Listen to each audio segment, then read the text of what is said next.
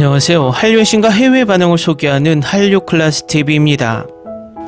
오늘은 전 세계가 한국 드라마에 푹 빠진 이유, 기쁨은 현실이다란 제목의 미국 온라인 매체 미디엄에 올라온 기사를 살펴보겠습니다. 지난번에 언급했지만 어떤 K-드라마나 K-영화, K-팝이 전 세계 신드롬을 일으키면 외신들의 기사는 3단계를 거칩니다. 첫 번째 단계는 그 컨텐츠의 인기와 성적 그리고 반응을 소개하고, 두 번째 단계는 그 컨텐츠의 성공 요인을 분석하고, 마지막 단계가 한류를 분석하는 단계입니다. K-팝 데모넌터스가 엄청난 신드롬을 일으키자 과거 기생충, 오징어 게임, 더 글로리 신드롬 때처럼 3단계인 한류를 분석하는 기사가 요즘 심심치 않게 올라오고 있습니다. 이번에는 미국 인터넷 매체 미디엄에서 흥미로운 한류 분석 기사가 올라왔는데, 이 기사는 대단히 불친절합니다. 아무 정보 없이 수많은 전문적 용어와 철학적 용어를 쏟아냅니다. 결국 이 기사를 읽기 전에 약간의 사전 지식이 필요합니다. 일단 이 칼럼에는 과거 세계적 두 거장 영화 감독을 할리우드와 한류의 차이로 비교하고 있는데, 미국의 할리우드를 상징하는 감독을 스탠리 큐브릭 영화 감독으로 예를 들고 있습니다. 그는 영화 역사상 가장 혁신적인 영상을 만든 거장 가운데 한 명으로 손꼽힙니다. 완벽주의자로 불릴 정도로 기술적으로 높은 완성도를 추구했으며 창의적인 촬영 기법으로 미려한 영상을 만들어 많은 영화 감독에게 큰 영향을 끼쳤습니다. 당시 타임지는 오선할시 이후 가장 상상력이 풍부한 각본과 촬영을 보여준 감독이라고 격찬했습니다. 스탠리 큐브릭의 대표작을 살펴보면 풀 메탈 자켓, 샤이닝, 2001 스페이스 오디세이입니다. 반면 한류 콘텐츠와 비슷한 상징성을 가진 감독을 영국 영화 감독 리차드 커티스 감독을 예를 들고 있습니다. 이 감독의 대표작은 노팅힐, 러브 액츄얼리, 어바웃 타임입니다. 두 감독의 차이는 제가 굳이 부연 설명을 하지 않아도 장르가 확연히 차이가 남을 알 수 있습니다. 지금부터 기사를 살펴보겠습니다. 대부분의 문화권에서 우리가 아이들에게 들려주는 이야기는 압도적으로 밝은 내용입니다. 자장가, 노래하는 동물들, 승리하는 영웅들, 그리고 신뢰와 기쁨으로 가득 찬 세상이 이야기에 가득합니다. 눈물과 두려움이 없는 것은 아니지만 그것이 중요한 것은 아닙니다. 아기가 세상에 처음 경험하는 것은 인생은 안전하다, 삶은 좋으며 사랑이 너를 둘러싼다라는 메시지를 전달하기 위해 세심하게 만들어졌습니다. 하지만 어른들에게 문화는 종종 정반대로 느껴집니다. 명망 있는 영화와 텔레비전은 냉소주의, 깨진 관계, 폭력, 아이러니, 그리고 실존적 공포를 찬양합니다. 진지하다는 것은 마치 큐브릭 감독처럼 소외의 심연을 응시하는 것과 같습니다. 이러한 배경에서 한국 드라마와 더 넓은 한국 문화, 즉 한류의 세계적 부상은 당혹스럽게 느껴질 수 있습니다. 가장 불안한 시대에 왜 세상은 진지한 멜로드라마, 거침없는 로맨스, 그리고 가족과 우정에 대한 거침없는 진솔한 묘사에 의지하는 것일까요? 그 답은 우리가 잊고 있던 것을 인식하는 데 있습니다. 즉 두려움이 아니라 기쁨이 삶의 기본 진실이라는 것입니다. 발달 심리학은 아이들의 컨텐츠가 왜 선함으로 가득 차 있는지 보여줍니다. 어린 시절 뇌는 현실 자체를 비계처럼 쌓아 올립니다. 아이가 위험에 맞서기 전에 세상이 견딜만 하다고 믿어야 합니다. 애착이론은 신뢰가 회복 탄력성의 기초라고 주장합니다. 자장가는 순진한 것이 아닙니다. 심리적 포대기처럼 복잡성에 맞설 수 있는 감정적 기반을 쌓아줍니다. 문화적인 차원에서도 같은 원리가 적용됩니다. 사회는 어른들을 비극과 아이러니에 빠뜨릴 수 있지만 인간의 번영은 여전히 더 깊은 진실, 즉 삶의 근원이 협력, 연민, 그리고 사랑으로 이루어진다는 사실을 되새기는 데 달려 있습니다. 자세히 들여다보면 성인의 삶을 지배하는 부정적인 감정들, 즉 두려움, 탐욕, 시기는 원초적인 진실이 아닙니다.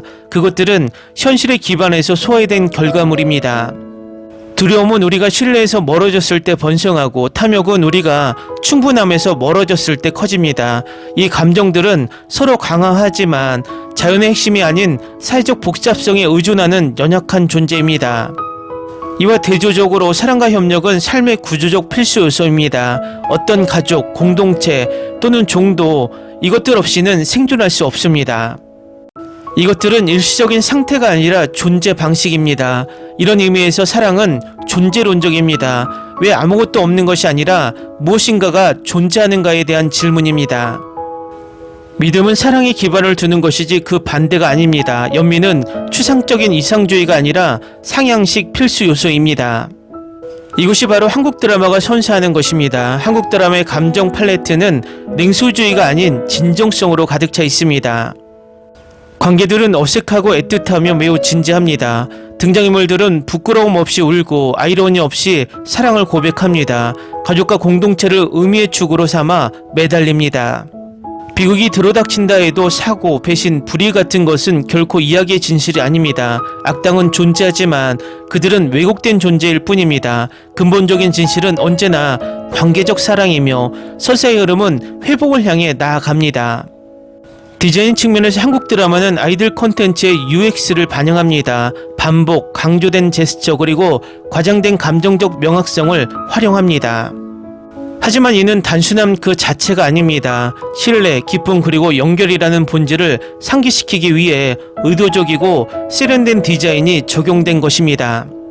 한류 열풍은 금융위기, 팬데믹, 전쟁, 기후불안 등 심각한 불안정의 시기에 전 세계적으로 정점을 찍었습니다. 반면 서구의 스토리텔링은 디스토피아, 반영웅 그리고 아이러니한 고립에 크게 의존했습니다. 어둠에 지친 관객들은 감정의 재조정을 추구했습니다. 한국 드라마는 그러한 갈등을 거침없는 진정성으로 해소했습니다. 선함이 순진한 것이 아니라 자연스러운 것임을 보여주는 서사를 제시했습니다. 모든 동요에 담긴 진실, 즉 사랑이 세상을 살아갈 수 있게 세상은 살아남을 수 있다는 사실을 대규모로 재확인했습니다. 이는 이러한 현상이 드라마를 넘어 K-팝, 음식, 패션 그리고 미학으로까지 확장되는 이유를 설명합니다. 한국 문화 수출은 기쁨, 아름다움 그리고 함께함을 추상적인 개념이 아닌 살아 숨쉬는 평범한 진실로 끊임없이 부각합니다. 멜로 드라마처럼 보이는 것은 사실 형이상학의 실천입니다. 한국 문화의 인기는 기쁨이 최우선이고 비극은 부차적인 세계관에 대한 전 세계적인 갈망을 보여줍니다. 연민이 추상적인 이상주의가 아닌 상향식 필연성인 세계관 말입니다. 사랑이 존재의 구조이며 단순히 존재에서 벗어나는 것이 아닌 세계관입니다. 큐브릭이 소해의 왜곡을 보여준다면 커티스와 한류는 우리에게 근본적인 진실을 일깨워줍니다. 그리고 순진함과는 거리가 멀게 그 일깨움은 가장 순수한 형태의 지적인 깊이, 즉 본질을 놓치지 않으면서도 복잡성을 유지하는 능력입니다. 한국 드라마의 부상은 문화적 우연이 아닙니다. 집단적 재편입니다. 분열된 세상에서 시청자들은 기쁨을 현실적인 것으로, 두려움을 부차적인 것으로 여기는 이야기에 끌립니다. 아기들은 신뢰를 배우기 위해 그런 이야기를 접합니다. 어른들에게도 그런 이야기가 필요합니다. 태부하기 위해서가 아니라 기억하기 위해서입니다. 비극을 부정하려는 것이 아니라 선함을 기본 운용체제로 삼아 정신을 채움으로써 회복 탄력성을 강화하려는 것입니다. 사랑은 우리 세상을 밝히는 먼지처럼 반짝였고 지금도 그렇고 앞으로도 그럴 것입니다. 한국 드라마는 그 진실을 다시금 깨닫게 해 주었습니다. 기사 잘 보셨나요? 기사가 위에서 언급했지만 참 불친절합니다. 하지만 깊이 있는 한류 분석 기사입니다. 왜 할리우드가 지고 할리우드가 뜨고 있는지 과학적이고 철학적이고 심리학적으로 설명하고 있습니다. 한마디로 할리우드는 이제 너무나 현실성을 상실한 방향으로 치닫고 있어서 공감을 하기 어렵지만 한류 콘텐츠는 콘텐츠 자체가 현실이고 삶의 희망을 주며 삶의 원동력을 준다는 분석 같습니다.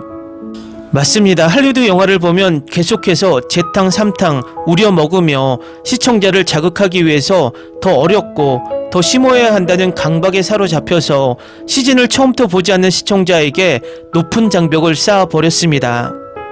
예를 들어 어벤져스 시리즈의 세계관은 이제 드라마 애니메이션으로 확장시켜 이 모든 것을 보지 않으면 새로 나오는 콘텐츠는 도대체 앞에 무슨 일이 있었던 거야 라고 포기하게 만들고 있습니다.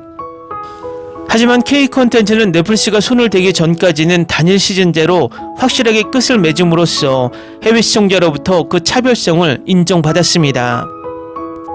제가 넷플릭스가 계속 우리 콘텐츠의 시즌제화를 우려하는 이유는 단물을 다 빨아먹은 껌을 계속 다시 씹는 콘텐츠로 만들어버린다는 것입니다. 결국 오징어 게임도 시즌1으로 끝내는 것이 더 낫다는 평가를 받는 것이 그 이유고 스위트홈 또한 마찬가지입니다. 어쨌든 우리는 글로벌 미국 OTT들이 계속 우리 컨텐츠에 미국식 시스템을 도입하는 것을 받아들이는 것보단 지금껏 해왔던 방식을 유지하는 것이 더 낫지 않을까 개인적인 생각을 해봅니다. 한류 클래스 TV는 한류 외신과 해외 반응을 꾸준히 쫓아가 보겠습니다. 재밌게 잘 보셨나요? 여러분의 구독, 좋아요, 댓글, 알림 설정은 컨텐츠 제작에 큰 힘이 됩니다. 그리고 항상 하시는 일마다 대박 나시고 행복하시길 바랍니다.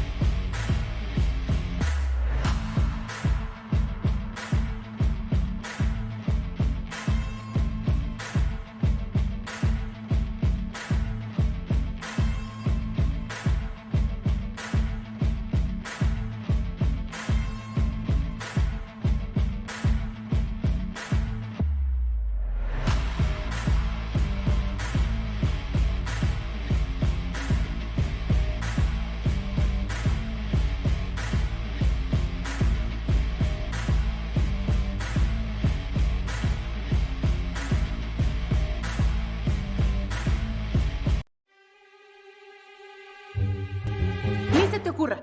Olvida el ganso y los tomates. No hables de las ballenas. No es un acuario. No actúes como tonta. Que eras una genio. ¿Sí? No vayas a presumir, a la gente no le gusta eso. Y no digas cosas sin sentido. Y bueno, ¿terminamos? Hasta pronto. Abogada, tengo mucha curiosidad por conocerla.